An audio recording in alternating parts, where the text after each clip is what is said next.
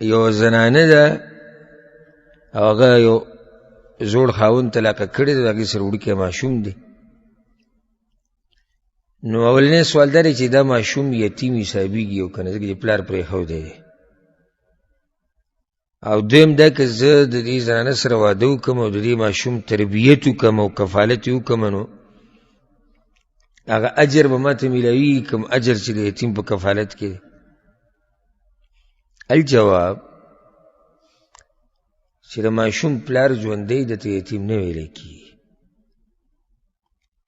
یو اسې د عاطفي خبره، یعنې چې د زړه سېزلو، لکه غریب یتیم شو پلار، دا جدا خبر. یو د شریعت مسله ده. شریعت ته چې کله رالي بیا به هره خبره ښه واضحه کړي. یو ماشوم د مور سره اوسېږي، پلار پرېښودی دی، پلار یې ژوندی دی، دا ماشوم یتیم نه حسابېږي. علما یتیم څه ته وایي؟ په شریعت کې یتیم چا ته وایي؟ الطفل الصغیر الذي دون البلوغ الذي فقد اباه. هغه ماشوم چې لا بلوغ ته نه دی رسېدلی، بالغ شوی نه دی او پلار ترې مړ شوی دی، نو دا څه شی شو؟ یتیم. او زموږ پښتنو له ورځې زموږ پښتنو 80 کالو سړي ته هم بوډا یتیم وایي. هغې غریب یتیم شو، هغه د 50 کالو یتیم شو، مور یې مړه شو یتیم شو. نو دوه غلطیانې، یو خو د مور په مرګ باندې ماشوم یتیم کېږي نه، نو دویم د 50 کالو بوډا اوس یتیم شو. دا لا پرېږده، بس پکې داسې وي چې ښځه یې مړه شي، وایي اوس یتیم شو. د ښځې په مرګ ته هم یتیم جوړوي. نو داسې یو د هغه عاطفي خبرې دي، زړه سېزل دي او په یو سړي ترس کول دي، جدا خبره ده. او یو د شریعت مسله ده. شریعت کې یتیم هغه څوک دی، هغه ماشوم دی چې د بالغه کېدو نه مخکې پلار مړ شو، مور نه پلار. نو دې ورور ته موږ دا وایو چې د ماشوم ته خو یتیم نه شو ویلی. دویم، که ته د ده کفالت وکړې او تربیت وکړې، نو هغه اجر یې نه دی کوم چې د یتیم دی. دا واضح خبره ده چې حدیث کې خو یتیم ټکی راغلی.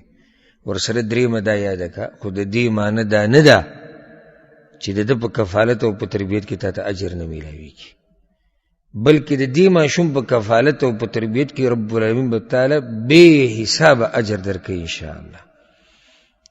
خو اوس دومره جرأت موږ نشو کولی چې هغه حدیث ستا دپاره دغه کړو چې او ته پکې هم دننه راځي، ځکه چې دا خو نصوص دي او په دې کې موږ احتیاط کوو. خو تعالی به الله اجر درکوي. او زه به درته دا ووایم څنګه به الله تعالی په دې اجر نه درکوي چې کوم شریعت کې د څاروو سره په احسان باندې اجر دی، نو د انسان سره په احسان باندې اجر نه. هغه حدیث وته تاسو ته معلوم دی، په صحیح مسلم کې دی، رسول صلی الله علیه وسلم وی ان امرأة بغیة رأت کلبا فی یوم حار.